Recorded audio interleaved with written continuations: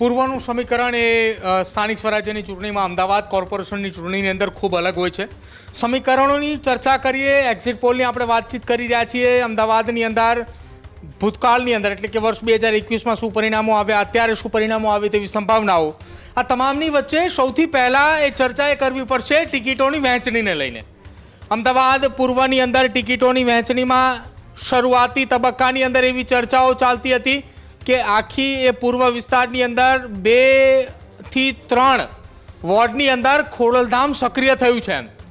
નિકોલની વાત કરવામાં આવે, ઠક્કરનગરની વાત કરવામાં આવે, વિરાટનગરની વાત કરવામાં આવે, ઇન્દ્રપુરી વોર્ડની વાત કરવામાં આવે, આ 4-5 જેટલા પૂર્વ વિસ્તારના જે વોર્ડો છે કે જ્યાં પાટીદાર સમાજની મજબૂત વોટ બેંક છે ત્યાં ખોડલધામ સક્રિય થયું.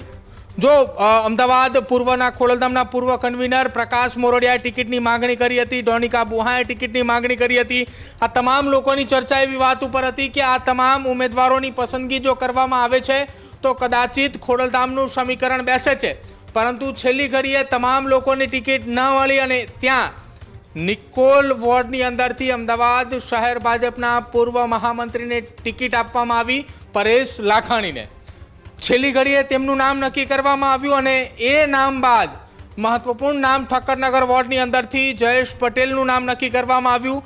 ત્યાં પણ બંને જગ્યાએ નામ નક્કી થતાની સાથે જે ચર્ચાઓ શરૂ થઈ કે આ બંને નામો અચાનક ક્યાંથી એન્ટ્રી થઈ.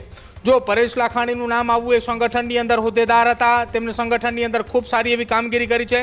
સંગઠનમાં અમદાવાદ શહેરના કાર્યકારી અધ્યક્ષ તરીકેની પણ ભૂમિકા તેમને નિભાવી ચૂક્યા છે અને એ નિભાવી ક્યારે તો અમદાવાદમાં વિધાનસભાની ચૂંટણી હતી જ્યારે જગદીશ વિશ્વકર્મા શહેર ભાજપના અધ્યક્ષ હતા. એ દરમિયાન તેમને કાર્યકારી અધ્યક્ષ તરીકેની ભૂમિકા નિભાવી છે. આ એ સફળ નેતૃત્વ તેમનું, જેના કારણે તેમને ટિકિટ આપવામાં આવી. જયેશ પટેલને ટિકિટ આપવામાં આવી, આંદોલનનો ચહેરો અને વિસ્તારની અંદર તેમનું મજબૂત નેતૃત્વ. એટલે આ તમામ પાયા તેમના છે. પણ આ તમામની વચ્ચે કોંગ્રેસના મુખ્ય ફેક્ટરો કપિલ દેસાઈ, અપૂર્વ પટેલ, આ સાથે શહેજાદ ખાન પઠાણ અને બહેરામપુરા દરિયાપુર વિસ્તાર, છેલ્લી ઘડી ઇમરાન ખેડાવાલાનો એ પ્રચાર, છેલ્લી ઘડી ઇમરાન ખેડાવાલાએ લોકોને અપીલ કરી, બુલડોઝરને લઈને અપીલ કરી. આ તમામ જે અપીલો હતી તે પણ મહત્વનું ફેક્ટર સાબિત થશે. અને જે એઆઈએમઆઈનો પ્રચાર અમદાવાદની અંદર થયો હતો એ પણ મજબૂત ફેક્ટર માનવામાં આવી રહ્યું છે.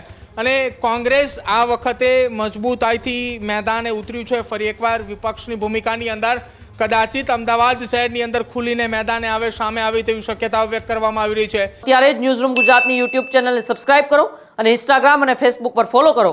અપડેટ રહો, સત્યની સાથે રહો.